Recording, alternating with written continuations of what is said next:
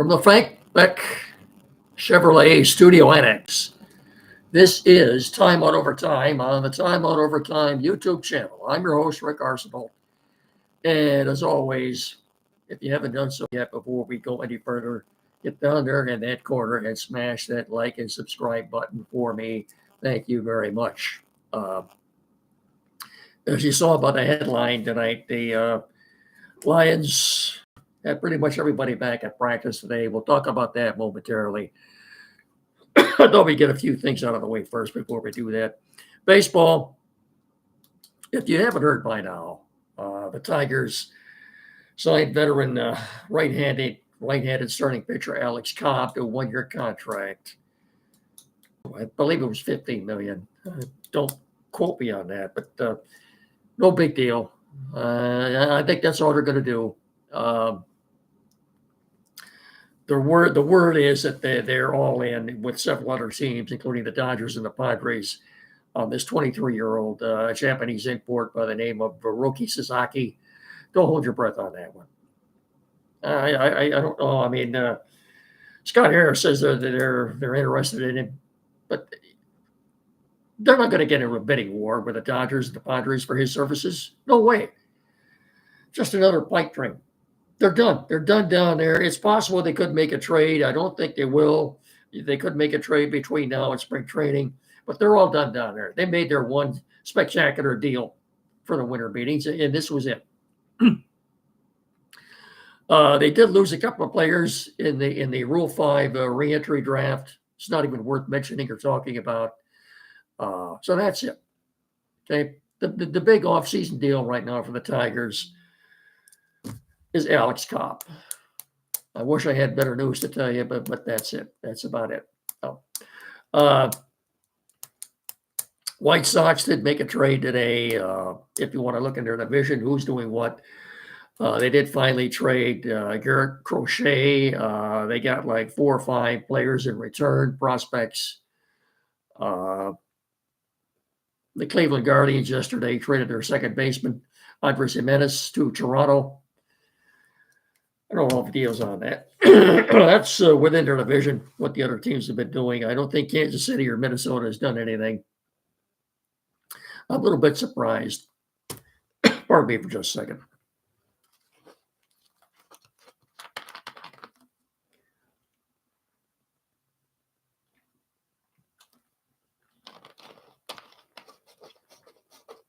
After the Twins' iconic meltdown late last summer, a little surprised that Rocco Baldelli is still their manager, but he is. So thought for sure he'd be gone, but he'll be back. Michigan, very entertaining game last night against Arkansas in Madison Square Garden. The Wolverines had a 15-point first half lead. There was a complete 30-point turnaround. But midway through the second half, Arkansas had a 15-point lead. Came down to the wire. 3 seconds left. Michigan was down 89-87. Never got a shot off. So Arkansas wins. It was a very entertaining game. They're 8-2 right now. Still undefeated in the Big Ten. They're 2-0. They'll play a week from tonight at the Breslin. I believe it's Oklahoma coming in. What are they ranked? 15th? Something like that. Anyway, they're playing Oklahoma. I said the Breslin. I meant Chrysler. Spartans play at Breslin. So they will play a week from tonight at the Chrysler Center, and I think it's Oklahoma. I think they're ranked 15th. Spartans are off until next Tuesday. They're taking midterms right now. They're off until next Tuesday when they entertain Oakland University. They're also 8-2, and they're ranked 21st. Michigan was ranked 14 going into the game last night. They'll probably be lower next week. I guess you're caught up on that. University of Michigan football, if you haven't heard, will be in the ReliaQuest Bowl on New Year's Eve in Tampa. They'll be playing Alabama.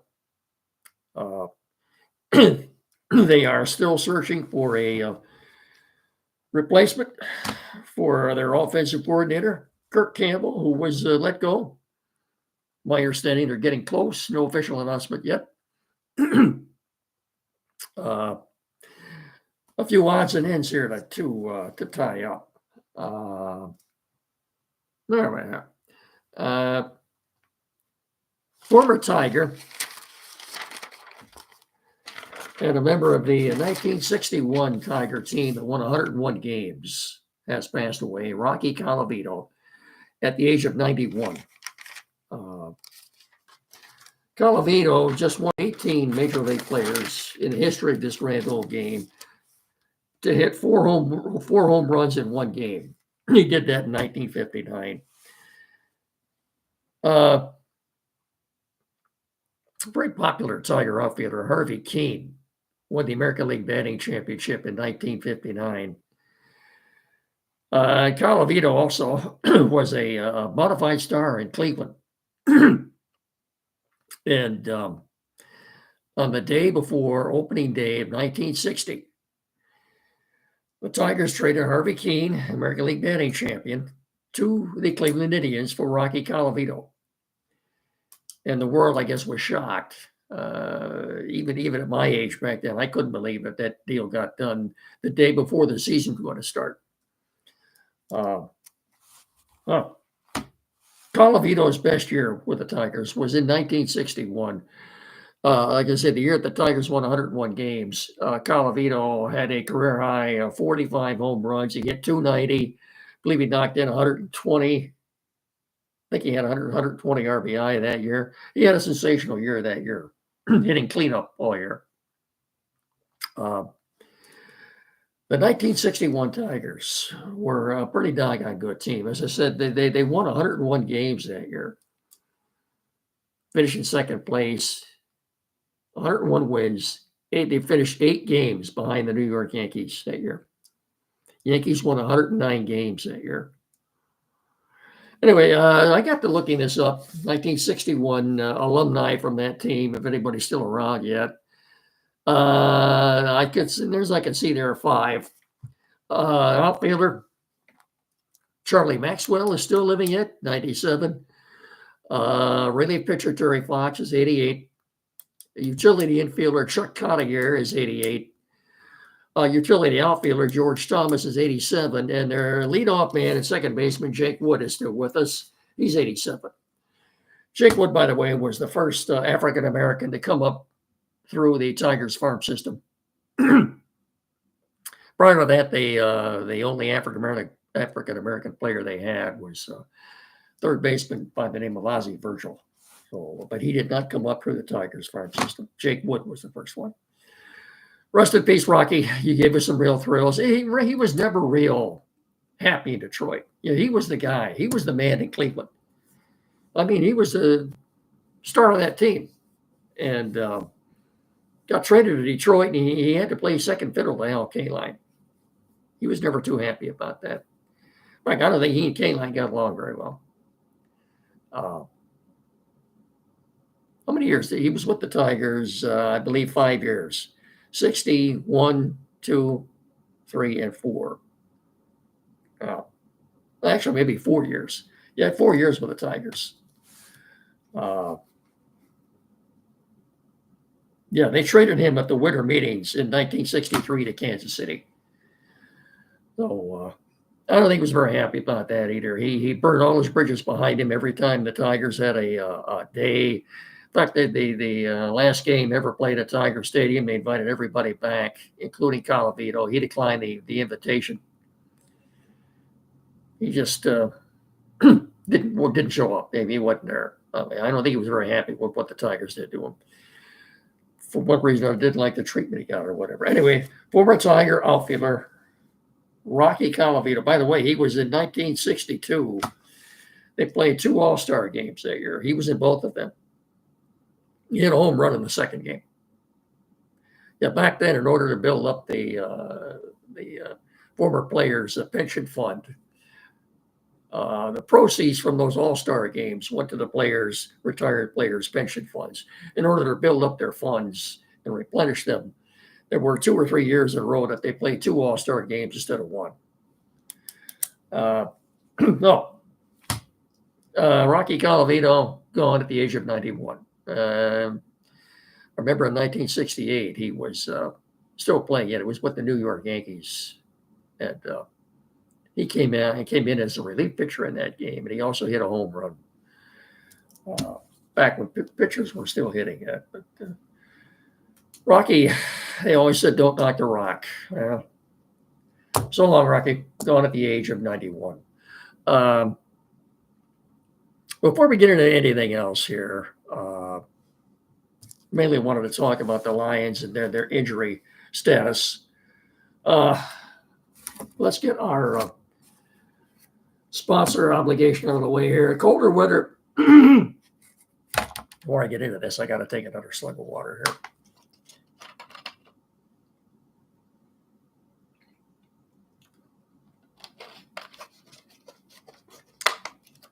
The colder weather is upon us, with wind chills the next couple of days below zero. It's here. And now is the time to get into the service department at Frank Beck Chevrolet and make an appointment to make sure your vehicle is ready for the winter weather ahead. It's here, but if you haven't done so, get in there. Let them check the strength of your battery, your belts and hoses, wiper blades, antifreeze, and more. Plus, now's the perfect time to get that new set of tires so you don't go slipping and sliding down the highway. And if you don't think your car will make it through another rough Michigan winter, let the sales pros at Beck's help you find a vehicle for all seasons. You know, the 2025s are rolling in nearly every day out of the lot. So right now their selection is tops, and you can check out their inventory on their webpage at frankbeckchevy.com, or better still, stop by the dealership on M99 between Hillsdale and Jonesville and let them help you experience the Frank Beck difference.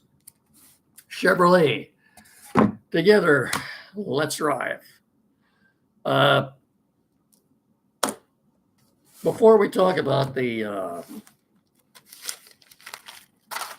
health of the Lions, as I promised you on Monday, Pro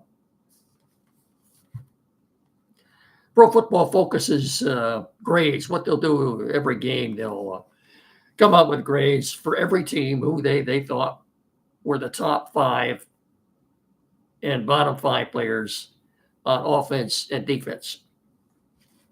So this would have been from the Green Bay game last Thursday night. According to Pro Football Focus, the top 5 rated Lions offensive players: Jared Goff, 76.0. Tim Patrick, 73.9. Kevin Zeitler, 72.7. Jameson Williams, 69.7. And Graham Glasgow, 69.2. Those were the top offensive players. The bottom 5 offensive players: Brock Wright, 50.3. Frank Ragnow, 56.8. Shane Zylstra, 57.9. Dan Skipper, 58.4. And Jahmyr Gibbs at 61.9. Bottom 5, top 5 and bottom 5 on defense. Top 5. Ezekiel Turner, who had that clutch tackle, game-saving tackle on Jordan Love, 91.8. Jack Campbell, 85.5. Miles Adams, 76.8. Kirby Joseph, 71.2.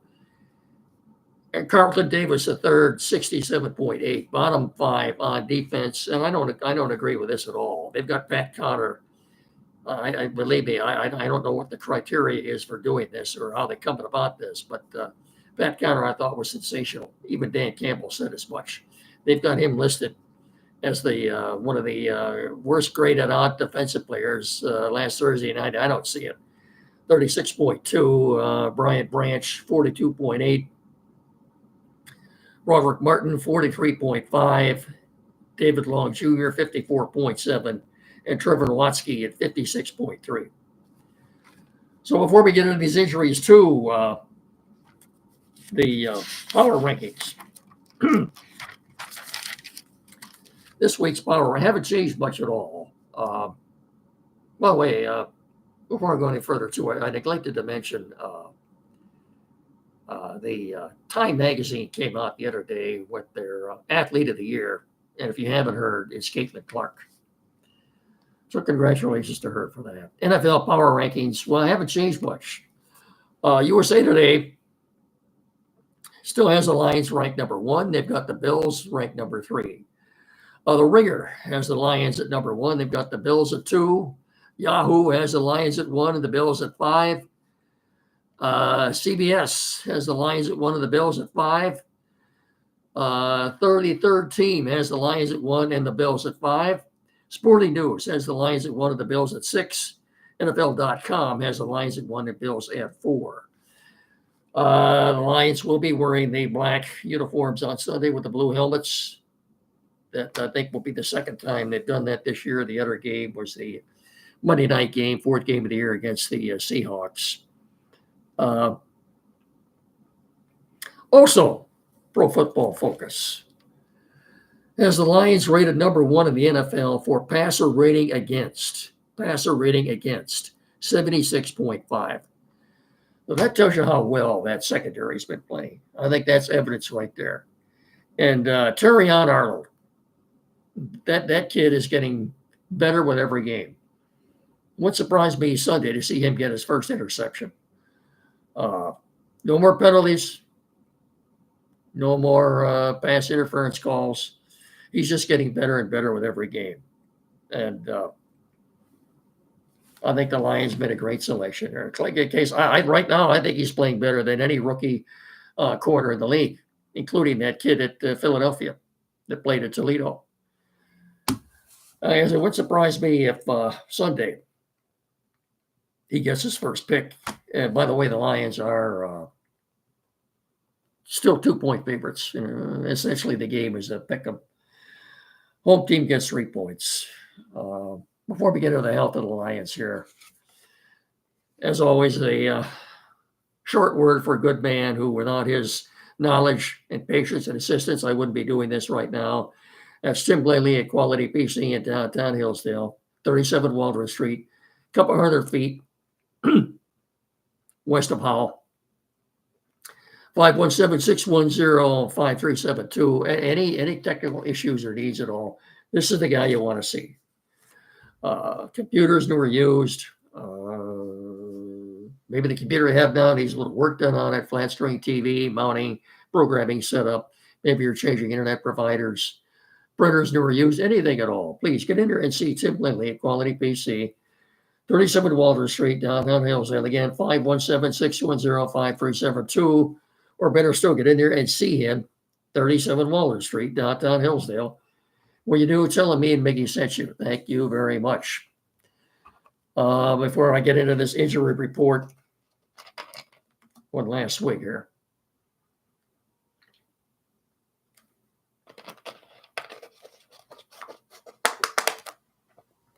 I know the Lions had some players on injured reserve, but I didn't realize it was this bad. Absolutely amazing when you hear this. So Dan Campbell at his presser today gave everybody an update, and he started with the players who are on injured reserve. And I didn't realize I had this many guys on injured reserve. Wide receiver, kick returner, Khalif Raymond, a hamstring. He's eligible to return week 17. That would be the game in San Francisco. Defensive lineman John Kaminsky was out with an MCL. He's also an injury reserve. He could return for the playoffs. Linebacker Alex Anzalone, broken forearm. He could return late in the season or in the playoffs. I expect he could be back for the game in San Francisco as well. Linebacker Jalen Reeves Maben with a neck. He's eligible to return at any time. Quarterback Ennis Rakestraw, hamstring. Eligible to return week 16. That would be December 22nd at Chicago. Safety Ife Melifonwu, finger. Injury reserve, also eligible to return week 16. That would be the game in Chicago. DJ Reader did not practice today, but he worked out on his own on the side I think he's going to play Sunday. We know Decker will be back. Ali McNeil will be back off a concussion protocol. That's a given. They were practicing today.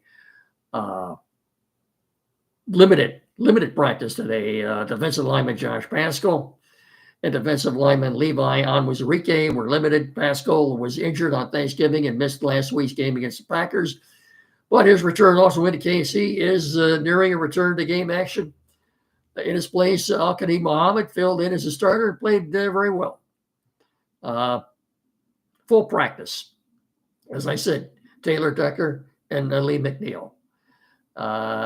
Is there anything else? Dan Skipper's been filling in admirably in Decker's place, and he would be on call to step in if Decker needed a little bit more time. Keep in mind, too, that the